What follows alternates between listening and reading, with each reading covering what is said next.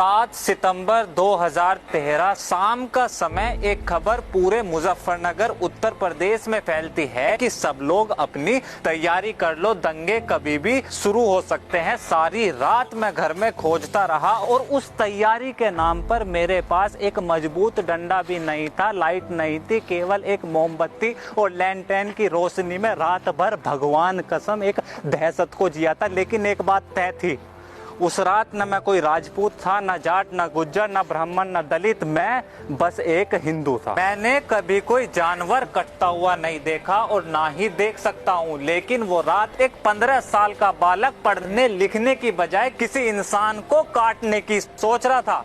ये बचपन मिला है हमें उत्तर प्रदेश में। जरूरी है इस सेकुलर देश को जानना कि इन दंगों से पहले मुजफ्फरनगर में क्या हुआ था। एक हिंदू बेटी को स्कूल जाते समय कोई मुस्लिम लड़का छेड़ता है, बदतमीजी करता है। बहन घर आकर अपने भाई को बताती है और दोनों भाई सीधा उस लड़के के घर पहुंचते हैं। झगड़े के दौरान मुस्लिम लड़के की हत्या हो जाती है, लेकिन एक भीड़ उन दोनों भाई को पकड़ लेती है। कभी उत्तर प्रदेश आना हो या कोई मुजफ्फरनगर का मिले तो पूछना उस भीड़ ने उन दोनों भाइयों को कैसे मारा था। कान से खून आने लगेगा सुनकर। उसी रात रामपुर से बड़े वाले मुख्यमंत्री का फोन आया।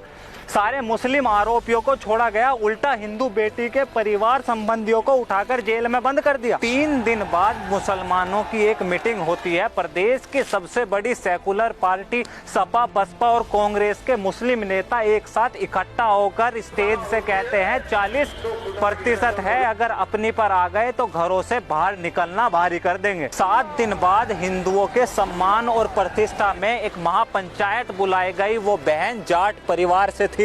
मरने वाले दोनों भाई भी जाट थे, फिर भी हर समाज के लोग उस महापंचायत में मौजूद थे। लेकिन पार्टी बस एक थी, बस एक बीजेपी। पंचायत खत्म होने के बाद जब लोग वापस लौट रहे थे तो बीच रास्ते में उन पर गोलियां और पत्थर चलने शुरू हो गए। हमारे गांव के लोग भी पंचायत में शामिल थे। 7 सितंबर शाम का समय एक फोन आता है कि सब लोग अपनी तैयारी कर लो और हो सके तो किसी तरह हमें यहाँ से ले जाओ। उस रात के बाद कई रातों तक मुजफ्फरनगर उत्तर प्रदेश जलता रहा। जानवरों की तरह इंसान काटे गए, बच्ची और औरतों की इज्जत सरेआम नीलाम हुई। जहाँ जो लोग संख्या में कम थे अपना घर छोड़ पलायन कर गए। और अब आप इस